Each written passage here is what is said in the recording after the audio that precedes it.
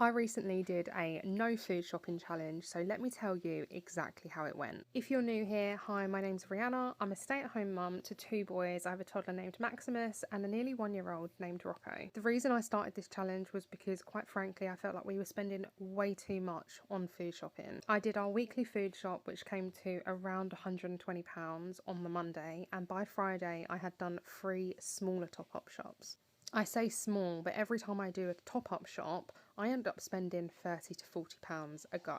So by the Friday, I had decided that I was not going to do another food shop until the following Friday. I had decided that I was going to try and use up absolutely everything in our fridge, our freezers, our cupboards, you name it, the lot. A day in, and honestly, I already wanted to go and do a food shop. Obviously, I wasn't sure how this was going to go, having a toddler and a baby, feeding myself and my husband.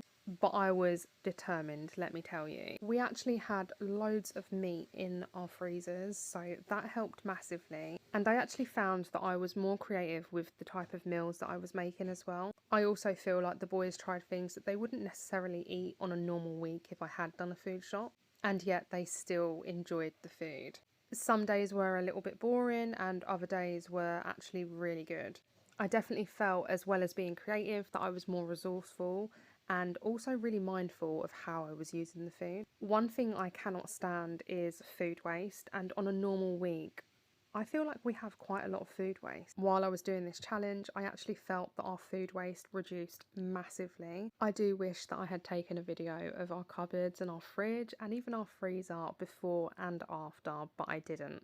But honestly, we used up so much from all of those places. I did do a tiny little top-up shop, and I mean tiny. It was literally 4 pints of milk and 2 punnets of strawberries, which were reduced for the boys. Aside from that, I feel like I did really well not to actually buy anything else, and it was actually things the boys needed. So I managed to go from Friday to the following Friday, not doing any other food shopping, and I was so pleased with this.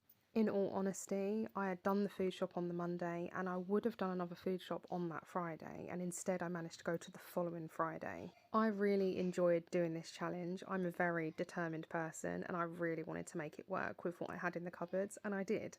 So if you've got loads of food sitting around in your cupboards and your freezer and you want to give this challenge a go, just go for it, do it.